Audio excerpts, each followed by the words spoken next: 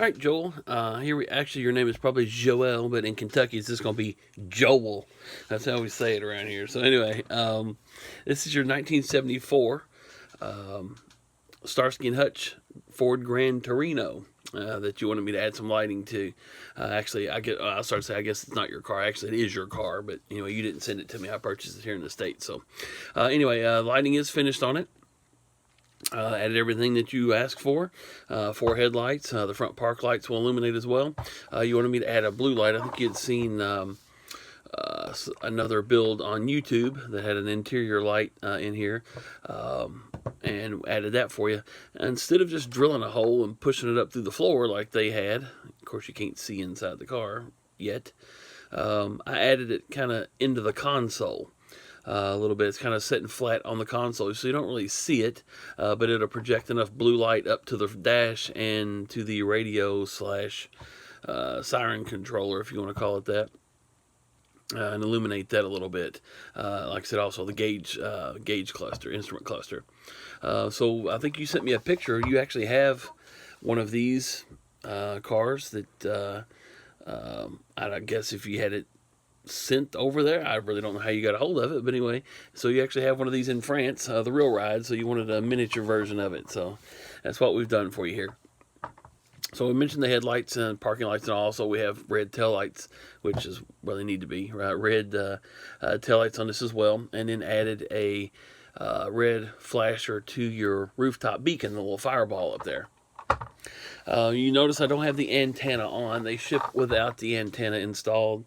They kind of snap in. And of course, if you put it in there, the way these are shipped in a styrofoam, basically shoebox, just about, that won't allow this to be on there, and it will break off. So this will be in this little bag and taped to the inside of the box, inside underneath the car, be taped inside there. So when you lift the car out of the styrofoam, you will see this antenna.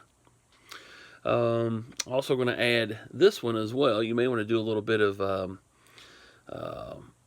modifications to the plastic one they sent and slip this one through there instead. Use the base of the one they send with the car, this one, and that almost sounded French. This one, use the little base there, maybe just drill a small hole. You can insert this one through there. You can see there's a little head on the end of this like a nail.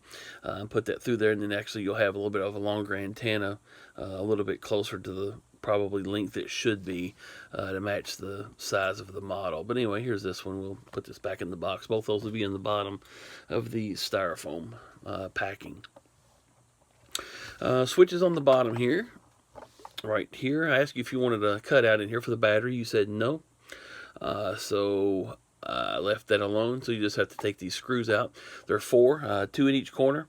And then also hiding behind, let's see if we can get this. I don't want to set this on the desk here.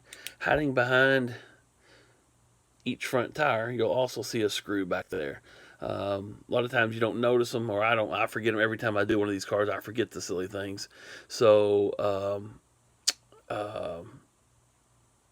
what am I trying to say? Once you take those four out, these two have to come out as well to take the bottom off of the car. So I just dropped my flashlight.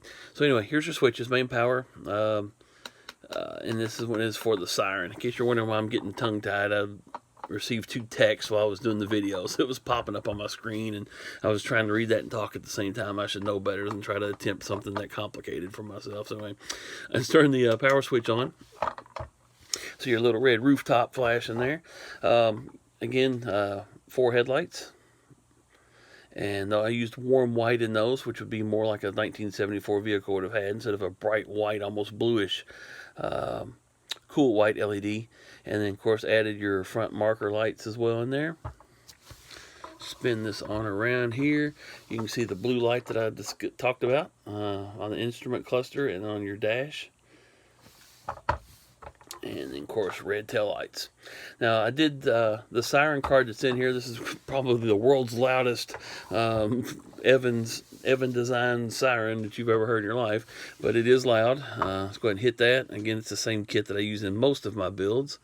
Find the button here.